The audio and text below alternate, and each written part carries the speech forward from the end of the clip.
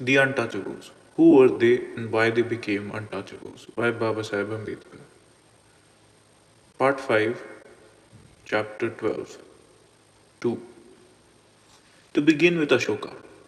The edicts of Ashoka, which have referenced to this matter, are Rock Edict number 1 and Pillar Edict number 2 and 5 Rock Edict number 1, which read as follows. This pious edict has been written by command of His Sacred and Gracious Majesty the King. Here in the capital, no animal may be slaughtered for sacrifice, nor may the holiday feast be held, because His Sacred and Gracious Majesty the King sees much offense in the holiday feasts, although in certain places holiday feasts are excellent in the sight of His Gracious and Sacred Majesty the King. Formerly, in the kitchen of His Sacred and Gracious Majesty, the King, each day many hundred thousands of living creatures were slaughtered to make curries. But now, when this pious edict is being written, only 3 living creatures are slaughtered daily for curry, to wit, 2 peacocks and 1 antelope. The antelope, however, not invariably.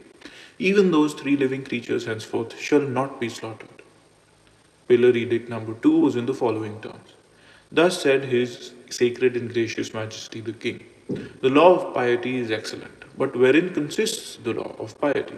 In these things, to wit, little piety, many good deeds, compassion, liberality, truthfulness, and purity. The gift of spiritual insight I have given in manifold ways, whilst on 2-footed and 4-footed beings, on birds and the denizens of the water, I have conferred various favors, even unto the boon on life, and many other good deeds have I done. For this purpose have I caused this pious edict to be written, that many men may walk after its teaching, and that it may long endure, and he who follow its teaching will do well.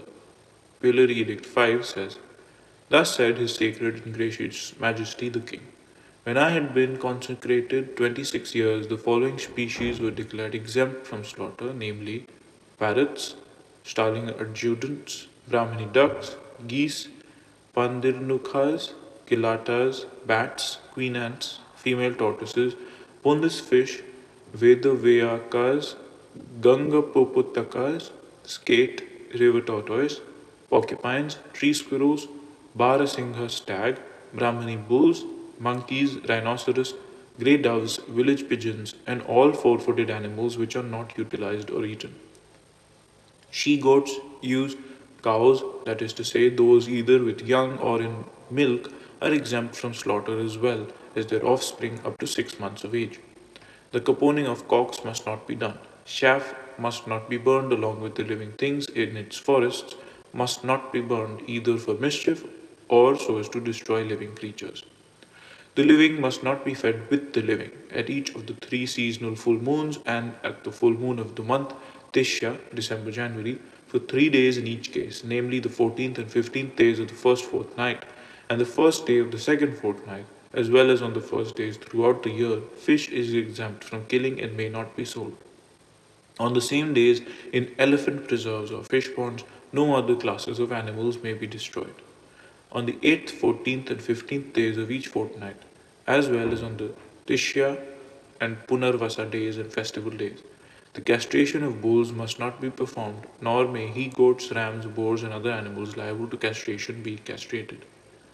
On the Tishya and Punarvasa days, on the seasonal full moon days, and during the fortnight of the seasonal full moons, the branding of horses and oxen must not be done. During the time up to the 26th anniversary of my consecration, 25 jail deliveries have been effected. So much for the legislation of Ashoka. The end.